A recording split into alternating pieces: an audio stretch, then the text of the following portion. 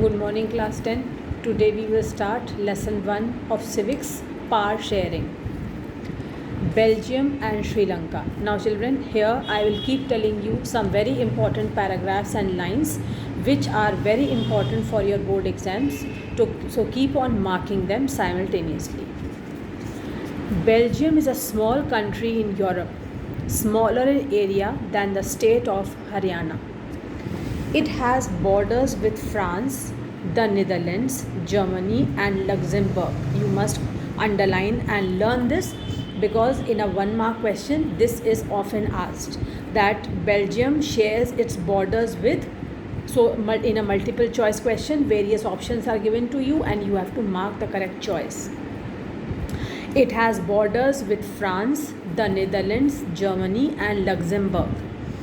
It has a population of little over 1 crore, about half the population of Haryana. The ethnic composition of this small country is very complex. Ethnic composition means the people who live here, they belong to different races, different religions, different cultural backgrounds, different nationalities and different origins, but they have a very complex character. Of the country's total population, now children, all the lines which I will read are very important, you must learn them. Of the country's total population, 59% lives in the Flemish region. Flemish region means the region where Dutch speaking people live and speak Dutch language. Another 40% people live in Wallonia region and speak French. All this you have to learn. How much percentage lives in which region and they speak which language. Remaining 1% of the Belgians speak German. In the capital city Brussels, 80% of the people speak French while 20% are Dutch speaking. All this you have to learn. The minority French-speaking community was relatively rich and powerful. This was resented by the Dutch-speaking community who got the benefit of economic development and education much later. This led to tensions between the Dutch-speaking and the French-speaking communities during the 1950s and the 1960s. So this you must know that what was the reason of the tension which grew between the Dutch-speaking people and the French-speaking communities. It was because the Dutch-speaking people got the benefit of economic development much later and the minority French-speaking people were relatively rich and powerful. The tension between the two communities was more acute in Brussels, the capital city. Brussels presented a special problem. The Dutch-speaking people constituted a majority in the country, but a minority in the capital. Let us compare this to the situation in another country, Sri Lanka. Sri Lanka is an island nation, just a few kilometers off the southern coast of Tamil Nadu. It has about 2 crore people, about the same as in Haryana. Like other nations in the South Asian region, Sri Lanka has a diverse population. Now here also the percentage and all these you must learn. The major social groups are the Sinhala speakers. Underline. In Sri Lanka, the major social groups are Sinhala speakers. They speak Sinhalese language. 74% and Tamil speakers 18%. All this is very important. Among Tamils, there are 2 subgroups. Tamil natives of the country are called Sri Lankan Tamils, that are 13%. The rest, whose forefathers came from India as plantation workers during the colonial period, are called Indian Tamils. Till here you have to learn. As you can see from the map, Sri Lankan Tamils are concentrated in the north and east of the country, Most of the Sinhala speaking people are Buddhists. Underline this. This line is very important for a 1 mark question. Most of the Sinhala speaking people are Buddhists, while most of the Tamils are Hindus or Muslims. There are about 7% of Christians who are both Tamil and Sinhala. Just imagine what could happen in situations like this. In Belgium, the Dutch community could take advantage of its numeric majority. Numeric majority means they are majority in number. In Belgium, the Dutch community could take advantage of its numeric majority and force its will on the French and German speaking population. This would push the conflict among communities further. That means their conflict will keep on increasing. This could lead to a very messy partition of the country. Both the sides would claim control over Brussels.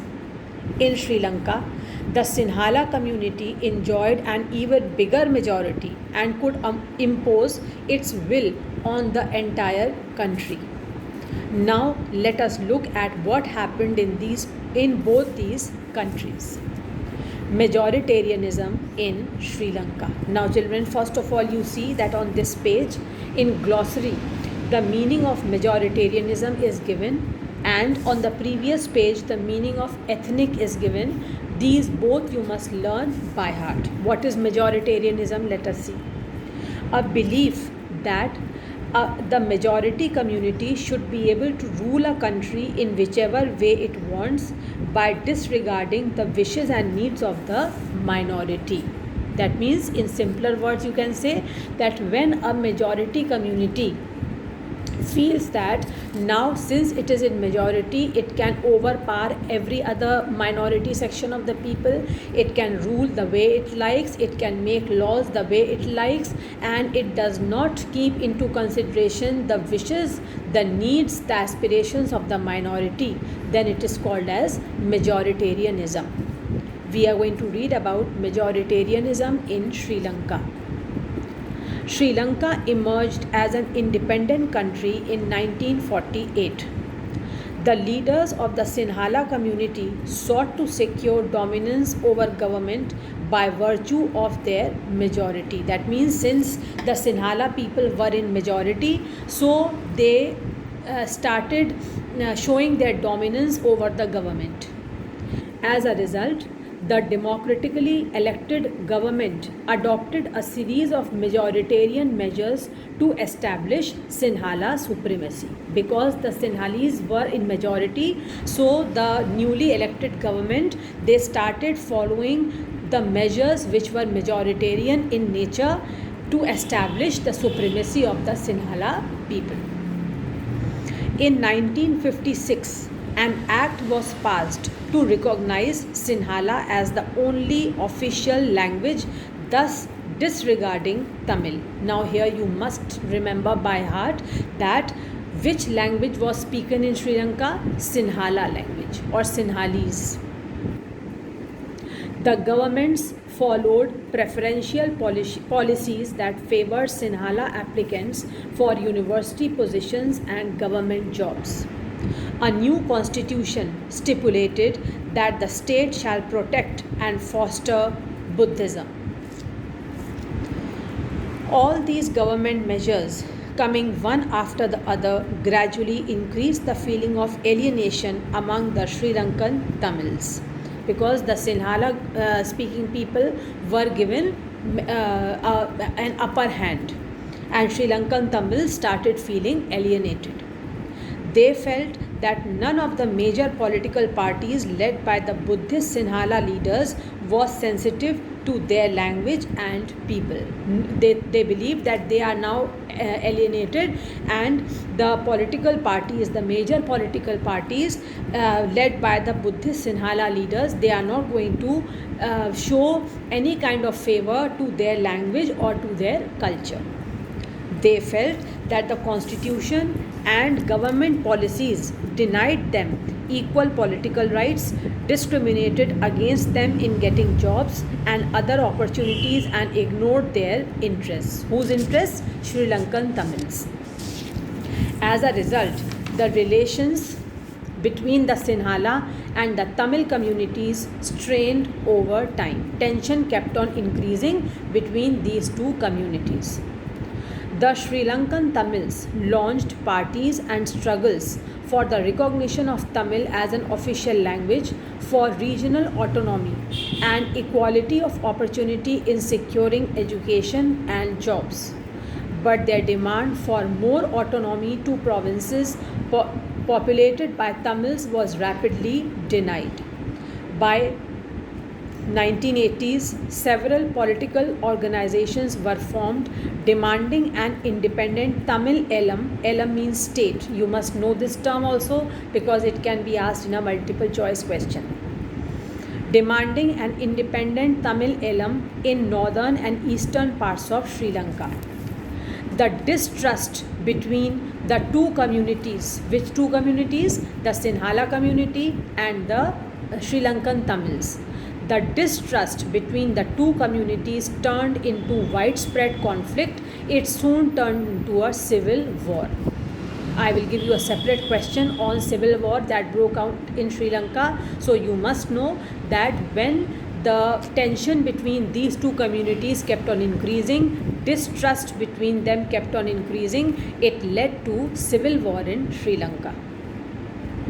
As a result, thousands of people of both communities have been killed. Many families were forced to leave the country as refugees, and many more lost their livelihoods. You have read about Sri Lanka's excellent record of economic development, education, and health. But the civil war has caused a terrible setback to the social, cultural, and economic life of the country. Accommodation in Belgium. The Belgian leaders took a different path. They recognized the existence of regional differences and cultural diversities. Between 1970 and 1993, they amended their constitution 4 times so as to work out an arrangement that would enable everyone to live together within the same country. The arrangement they worked out is different from any other country and is very innovative. Here are some of the elements of the Belgian model. Now this again you must try to learn as much as you can. All these points are very important. What new form of arrangement the Belgian people started or planned, we are going to read now. Constitution describes that the number of Dutch and French speaking ministers shall be equal in the central government. This was the first clause in the Belgian model, that the constitution says, according to them, that the number of Dutch and French speaking ministers shall be equal in the central government. Underline till here.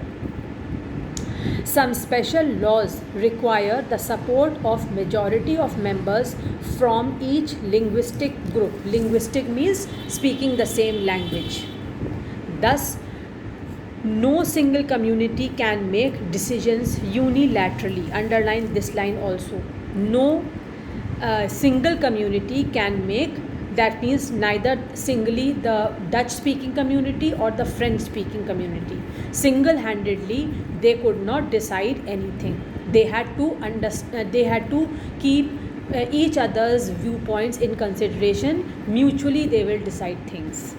Second clause in Belgian model. Many powers of the central government have been given to the state governments of the two regions of the country. The state governments are not subordinate to the central government. This was the second clause. The state government will not be subordinate to the central government, because many parts of the central government have also been given to the state government. Third clause in the Belgian model. Brussels has a separate government in which both the communities have equal representation. The French-speaking people accepted equal representation in Brussels because the Dutch-speaking people has accepted equal representation in the central government. Brussels has a separate government in which both communities have equal representation. This is important. The Dutch-speaking people and the French-speaking people both will have equal representation in the government. The French-speaking people accepted equal representation in Brussels because the Dutch-speaking community has accepted equal representation in the central government.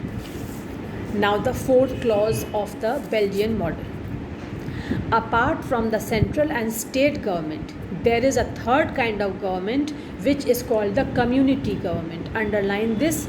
This is very, very important as far as Belgium is concerned. Apart from the central and the state government, there was a third kind of government. This was called the community government. This community government is elected by people belonging to one language community. Underline, because you can be asked in the exam, what do you mean by community government?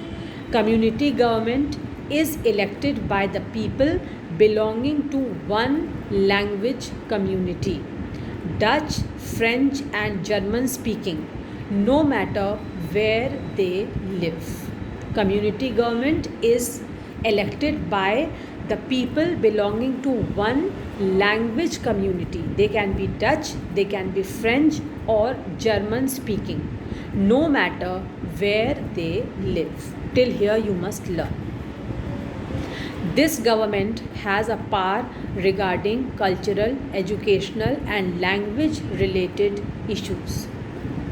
You might find the Belgian model very complicated. It indeed is very complicated even for people living in Belgium. But these arrangements have worked well so far. They helped to avoid civic strife, that means conflicts among each other, between the two major communities and a possible division of the country on linguistic lines. When many countries of Europe came together to form the European Union, Brussels was chosen as its headquarters. What do we learn from these two stories of Belgium and Sri Lanka? Both are democracies. Yet they dealt with the question of power sharing very differently. Now underline. In Belgium, the leaders have realized that the unity of the country is possible only by respecting the feelings and interests of different communities and regions. Such a realization resulted in the mutually acceptable arrangements for sharing power. That means, in Belgium, the leaders have understood that unless and until the feelings of each community is respected, nothing can be done, no government can be successful. So they realized that for the unity of the country, respecting the feelings and interests of different communities was very much important. Such a realization resulted in mutually acceptable arrangements for sharing power. Whatever they decided for sharing power among each other, it was mutually decided. It was not one-sided decision. Now let us see about Sri Lanka. Sri Lanka shows us a contrasting example. Sri Lanka does not believe in the Belgian model. It shows us if a majority community wants to force its dominance over others and refuses to share power, it can undermine the unity of the country. Sri Lanka believes that if a majority community wants to force its dominance over others and refuses to share power, it can undermine the unity of the country. Why power sharing is desirable? Now children, in the previous page, whatever we have read in the last column, there is nothing for you to learn as such, but try to remember what was the belief of the Belgian leaders and what was the belief of the Sri Lankan leaders. Why power sharing is desirable? What is the need? Thus, two different sets of reasons can be given in favor of power sharing. Two set of reasons can be given to show why power sharing is needed after all. Firstly, now underline. Power sharing is good because it helps to reduce the possibility of conflict between social groups. This you have to learn by heart these lines, because it is often asked in a very short question, why is power sharing important? So you will write, power sharing is important or it is good because it helps to reduce the conflict between social groups. Because see, when power will be shared, then there will be no question of dominance. There will be no question of one majority community owing all the powers in its hands and overruling others, suppressing others, humiliating others. This will not be possible. No chances will be given, because both the powers will be equally both the parties or both the social groups will be equally sharing power among each other. So power sharing is important because it reduces the possibility of conflict between social groups. This much you have to learn. Since social conflict often leads to violence and political instability, power sharing is a good way to ensure the stability of political order. This you don't have to learn, but you must understand that power sharing brings stability in the political order. It brings stability in the whole country. Otherwise, what will happen? People will have conflicts, people will have disputes due to difference of opinion, and it will lead to violence in the country. Imposing the will of majority community over others may look like an attractive option in the short run, but in the long run, it undermines the unity of the nation. Tyranny of the majority is not just oppressive for the majority, it often brings ruin to the majority as well. Tyranny here means behaving like a Hitler. If the majority group of people behave like Hitler and they just dictate terms and they will force the minority section of the people to be like subordinates and do what they feel like, and they will rule like dictators, then what will happen? It will not only undermine the unity of the country, it will bring ruin to the majority section of people as well. Now the second point, why power sharing is important or desirable. Second reason, there is a second deeper reason why power sharing is good for democracies. Power sharing is the very spirit of democracy. Now children, this line is extraordinarily important for you to learn. Please learn this throughout the year, that power sharing is the very spirit of democracy. This line can be asked in fill in the blank, true or false, multiple choice question, one word answer. It is such an important line. A democratic rule involves sharing power with those affected by its exercise and who have to live with its effects. That means all those people who are involved directly in exercising power and all those people upon whom the power is exercised. That means the government and the people. The government exercises power, the ruling party exercises power, and the people, the citizens, are those people upon whom the power is exercised. Both are directly affected by power sharing. That is why power sharing is very important in a democracy. A democratic rule involves sharing power with those affected by its exercise and who have to live with its effects. People have a right to be consulted on how they are to be governed. People have the right to be consulted on how they are to be governed. This is an important aspect of power sharing in a democracy. A legitimate government is one, underline, where citizens through participation acquire a stake in the system. Stake means share. A legitimate government is that government which lets the citizens have their share in the governance of the country. Like in India, we have a legitimate government because the people have a share in electing their representatives. They have the right to vote. So, a legitimate government is one where citizens, through participation, acquire a share in the system, in the governance of the country. That is why power sharing is considered to be the very spirit of democracy. It is an inevitable part of a democratic government. Now, I am stopping here. Whatever we have read till now, read line by line very, very carefully. And in the next class, we are going to start with the next paragraph. Thank you, children.